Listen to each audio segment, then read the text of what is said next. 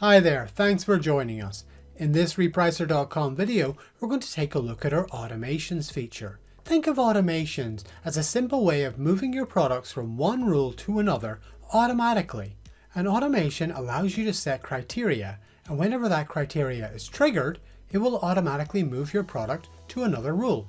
In this video, we're going to show you how you can automate based on your sales rank. In order to get started, we need to go to the automation screen. Click Automations on the left-hand side of your screen. Then we're going to create a new automation. Choose the option right here. The first thing we need to do when creating a new automation is to give it a name. Be as descriptive as possible. Then we need to choose a channel.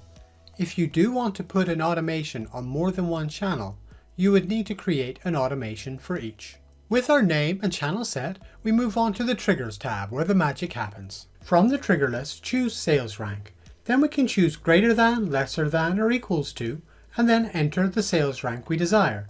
For example, we could use this to automate any products with a sales rank lower than 1,000. You can also have up to 3 triggers, so you can mix and match some of the other trigger options that are available. Next, we're going to choose our rules. First, we choose which rules are going to be looked at by this automation. If a product is not in one of the rules selected, it will not automate. The second option is to choose the rule that your product is going to be moved into. With those selected, we have our final option. What happens when the automation no longer triggers? In this case, if our sales rank falls below 1,000, you can choose to either stay on that rule or revert back to the previous rule. We'll leave the setting to move back to the previous rule. Next, we're going to move on and have a look at our Timings tab. Our Timings tab gives us a bit more control over when and where our automations are going to trigger. The first option is Lock Period. This basically allows you to lock your products so they cannot automate again for a while.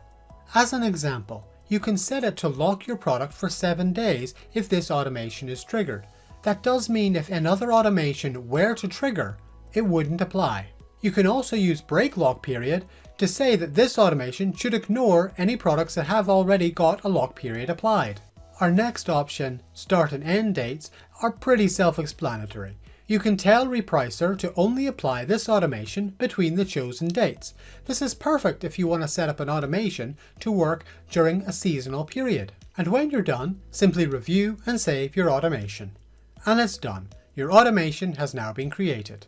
Our automations run on a regular basis, so you should see any products that this would apply to automating shortly. And that's just one of the many things you can do with automations. Why not have a look at some of the others we have here on the channel? If you haven't yet started your trial with Repricer, we offer one free for 14 days, no credit card required. Or why don't you get in touch and book a demo with one of our helpful team? Thanks for joining me today and have a great day.